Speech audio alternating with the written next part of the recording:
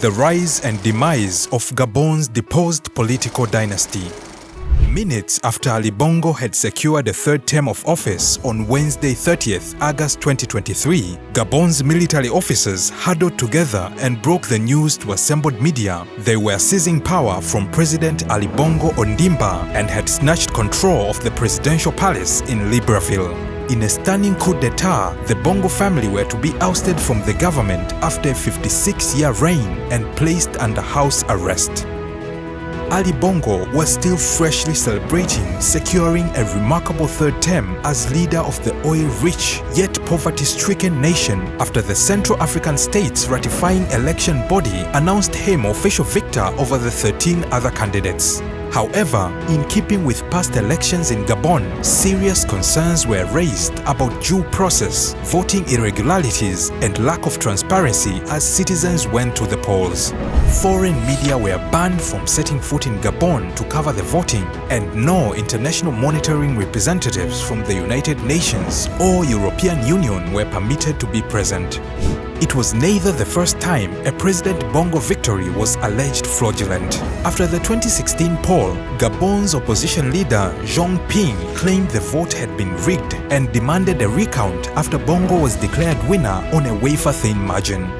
This was rejected by the country's constitutional court. In its ruling, the court partially changed the results of the bitterly fought election, giving President Bongo a 50.66% majority of the vote and Mr. Ping 47.24%. Back to 2023, and Michel Stefan Bonda of the Gabonese Election Center announced in the early hours of August 30th, Bongo had attained a 64.27% of the vote, securing a third term in office. Albert Ondo Osa, the challenger, would immediately dispute the validity of the call. That result, however, had paved the path for the military junta group, speaking on behalf of the armed forces at their televised address to declare the election results were cancelled, borders closed, and state institutions to be dissolved. Within hours of speaking to the nation, generals met to discuss who would lead the transition and agreed by unanimous vote to appoint General Brice Oligui Nguema, former head of the Presidential Guard. But how did Gabon get to this point? And who was Ali Bongo Ondimba? In this episode of Biograph Africa, we cover his ascent to power and the ultimate demise of his leadership. Bongo was born into office, the son of the late President Omar Bongo. He had served as a cabinet minister for foreign affairs during Omar's reign, and at a time of his father's death served as head of defense. Born in the neighboring Congo, Ali's father, Omar, had served for 42 years as the country's second elected president. The birth origins of Ali Bongo are shrouded in mystery. Indeed, in a 2015 courtroom in Western France, stunning revelations were aired that Ali Bongo was in fact a Nigerian orphan of Igbo stock, adopted by a former leader during the Biafran War. Bongo himself has strenuously denied the claims and always stated he was born in Brazzaville in the neighboring Republic of Congo. The Gabonese constitution says one must be born Gabonese to serve as the head of state, and so the allegations made in court had the potential to be disastrous for Bongo, who could have been expelled from running for another term of office and forced to hand over large swathes of his wealth. Irrespective of Bongo's origins, it was his father's tenure as leader of Gabon, the former French colony from 1967, that ensured young Bongo grew up within aristocracy, a byproduct of Gabon's phenomenal oil and mineral reserves that had enriched the family. Despite its minor population of 2.5 million, Gabon churned out approximately 200,000 barrels of crude oil per day and held a coveted chair within the OPEC oil cartel, enabling the cooperation of oil-leading producing countries in order to collectively influence the global oil market and maximize profits. Omar Bongo was viewed as a kleptocrat within Gabon, concentrating the profits of Gabon's oil wealth within the hands of his inner sanctum. Omar Bongo and his entrusted staffers, senior ruling family members, and prominent local businessmen pocketed millions opening up licenses for rare earth minerals and oil and gas explorations and extraction. The then Bongo government of the time would face accusations of committing human rights abuses, forced displacement of civilians, anachronism, and corruption. As France tried to doggedly stave off decolonization and hold on to key pillars of revenue and resources, the La France-Afrique program permitted Omar opportunity to attain private security from French troops in return for ripe energy contracts French companies could commercially develop. But amidst the murky political dealings and shady business affairs, young Ali Bongo would be dispatched from the comforts of Libreville to start pastures new at a French boarding school at 9 years old. He would strike up a passion for the arts and music, even recording his own funky album and becoming a regular fixture of the Paris nightlife scene and earning a reputation as an international playboy around the neighborhoods of Paris. On the instructions of his father, however, Ali would soon enough return to Gabon in 1981, equipped with a law degree, and joined the Gabonese Democratic Party, otherwise known as the PDG. Prior to his return to Gabon, Omar and the family had converted their faith to Islam, a move widely perceived as a ploy by Gabonese civilians for Omar and Ali to further enrich the Bongo dynasty by attracting foreign inward investment and trade deals with rich Arab heads of state. After serving in various cabinet roles, Ali Bongo would go on to be elected in 1996 as president of the Higher Council of Islam Affairs in the country. The Muslim population of one of the smallest countries in West and Sub-Saharan Africa only equated to circa 1 to 5% of the population, and the majority are non-indigenous to Gabon.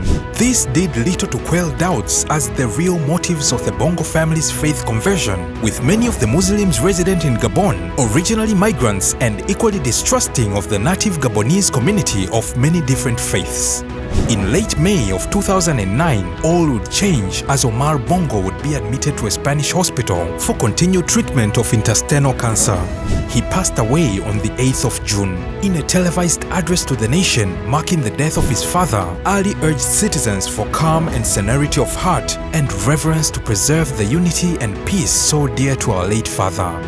The election would be called for August 30th of the same year, and the interim president, Senate Rose Francine Rongombe, who constitutionally succeeded Omar Bongo, would be sworn into office to ensure a peaceful and legitimate leadership transition.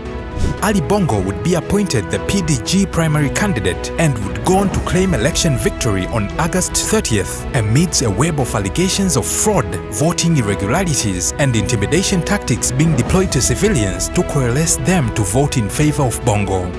Between September 3rd and 6th of 2009, violence would engulf Gabon's largest city of Port-Gentil and Libreville. Mass protests broke out on the streets amidst claims of French government interference within the election, and days of clashes and fighting unfolded. France's move to deploy troops to act as peacekeepers quelled further anger within the cities, whilst tear gas was released to disperse protesters calling for an official recount of the election result. Over the course of a 72-hour period, dozens were arrested and several killed. Pro-Bongo media outlets censored coverage of the protests.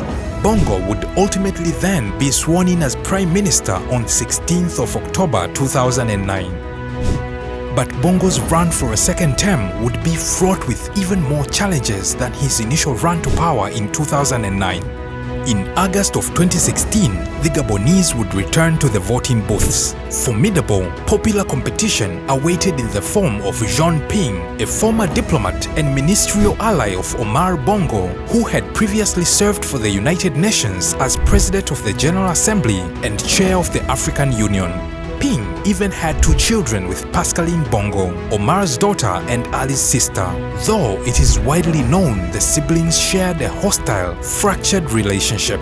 When Bongo was announced as securing a second term by a razor-thin margin of 49.8% to Ping's official call of 48.2%, trouble was brewing. Notably, Mr. Ping disputed the results in one province which officially called a 99.93% voter turnout with a pro-95% vote in favor of Bongo. As Sarah Crozier of the European Union Independent Election Monitoring Board put it dimly to BBC Newsday journalists, it's certainly not a very common result, is it? That's for sure. Nationwide, the turnout per province only averaged 80%, making it even more difficult for neutrals to corroborate the polling activity where Mr. Bongo had seemingly won by a landslide. Opposition Mr. Ping's supporters staged widespread protests, and in retaliation, Gabonese security forces stormed the headquarters of the defeated candidate, accusing the armed criminals of torching the parliament in Libreville. Ping called for international assistance to protect the population and for voting figures from each polling station to be made public. Ping claimed armed Republican guards had fired live rounds, killing at least 2 staffers during the attack on the opposition headquarters, with the security unit conducting aerial and ground assaults to seize control of the building. The US and the EU also called for the results to be made public, while UN Secretary General Ban Ki-moon urged to calm. In September of the same year, Ping would send a motion to the Constitutional Court challenging the results of the election. The request was denied and Bongo's 2016 victory was upheld. Soon after, Bongo would embark on an ambitious plan to modernize his government. Key parliamentary officials, ministers, and civil servants incumbent from his father's Omar's reign were retired or dismissed. Bongo would also make pledges to diversify Gabon's resilience on its lucrative oil and gas and mineral reserves, and pledges to build new schools, hospitals, ports, roads, hydroelectric dams, and to push Gabon as a frontier for digital innovation on the continent of Africa. By the time he was ousted as president after the 2023 military coup, however, he was scorned for his party's failures. In a damning report titled 105 Promises, 13 Achievements, the Bongo administration would be chastised for presiding over an ever-increasing unemployment rate and growth in the number of people living below the poverty line. An estimated 35% of all Gabonese citizens survive on less than $2 United States per day and lack access to primary health and social services in the country. The kleptocrat moniker, which had long been attached to Omar Bongo, had passed to Ali in the eyes of the Gabonese working class on his original election in 2009. On the streets, the Bongo system became a popular term as Ali and family flaunted their status and wealth, driving around in luxury imported cars and acquiring luxury mansions in the United States of America and France. The family were even alleged to have imported fake snow one year to ensure they could celebrate the holiday season with a white Christmas inside the presidential palace. Despite Ali's adversities during the election trail and general discontent during his reign, his next battle would be ill health in October 2018 after a stroke forced him to appoint the vice president as interim leader. Initially, Ali had tried in vain to manage affairs from his hospital bed in Riyadh, but a power vacuum had ensued in his absence. As Ali recuperated away from the spotlight of day-to-day politics, in Morocco, however, a group of officers from the armed forces of Gabon attempted a coup on the 7th of January 2019, seeking to oust Bongo from power in Libreville. After storming state television and national radio, spokesperson Lieutenant Kelly Ondo Obiang called on Bongo to step down from his relentless attempt to cling onto power. The coup was, however, short-lived. Mere hours after hijacking the airwaves and control of the state media, the Gendarmerie Intervention Group, the National Police Force of Gabon, had stormed the offices of the national broadcaster. 2 pro-coup soldiers were shot and killed, and others injured, arrested, or fugitives. Shaken by the assault, Bongo would go on to purge officials within his inner circle. Fearful of another revolt, he undertook a series of public appearances to show at least he was fit for office. It would be the summer of 2023 before the Bongo regime finally submitted to a coup d'etat and his ultimate demise from frontline politics. Yet again, Ali Bongo and his governing party would face strong opposition at the polls. This time, a coalition party headed by Albert Ondo Osa, a former minister within the Omar Bongo government and a seasoned politician holding various ministerial roles, would draw battle lines with the PDG. Seeking to retain an iron grip on power, the Bongo government launched a series of tactics to influence the election outcome. Nationwide, internet access was switched off and a curfew was set in place. The Bongo government faced widespread criticism in international media for these actions, which in turn they called just and reasonable to stave off the threat of misinformation or violence affecting the election. On August 30th, 2023, and after a peaceful turnout, however, trouble would prevail when Bongo secured his coveted third term with the overwhelming 64.27% majority. Ondo Osa and the coalition peers would immediately cast doubt on the authenticity of the vote. Then, in a highly coordinated attack set amidst a sea of television cameras and journalists' microphones, a dozen uniformed military officers would take center stage on state television, advising they would oust re-elected President Ali Bongo. The breakaway group from the Republican Guard stated they were working on behalf of the people of Gabon as guarantor of the protection of our country's institutions. We have decided to defend peace and to put an end to the current regime. Gunfire engulfed the capital of the presidential palace and Bongo was captured.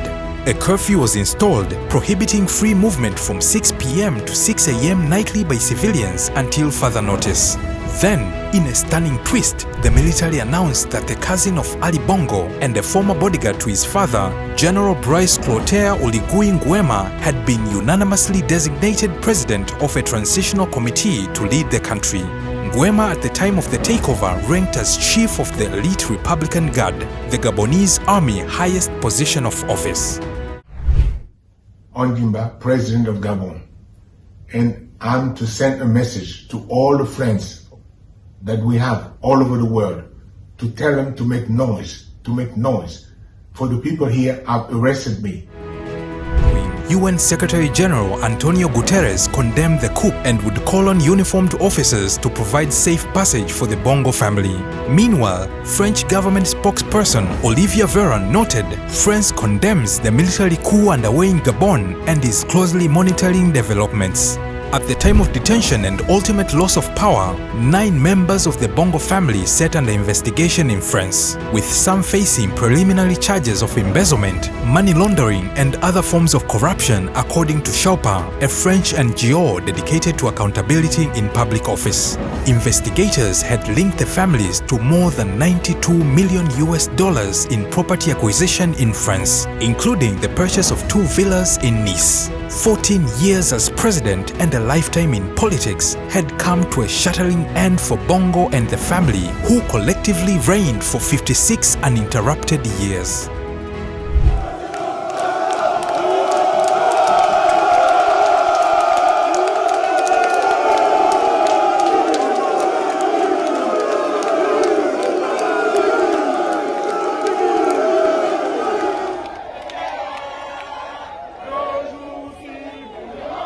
2023 has marked a tumultuous year for African politics, with a series of military takeover affecting regional security. Indeed, the US's White House National Security Council spokesperson John Kirby would go on record to note the US was following developments in Gabon with great concern, conscious of a domino effect whereby military seizures by junta groups obtaining unconstitutional transfer of power could unsettle swathes of the continent.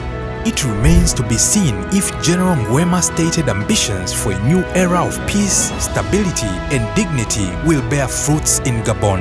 However, as coup contagion takes effect across Africa, perhaps Ali Bongo and family will not be the last of the great political dynasties to fall foul of mutinous soldiers. Thank you for watching Biograph Africa. Please like, subscribe, and share this channel if you enjoy our content for more weekly video releases on the significant events, developments, people, politics, and trends shaping our continent.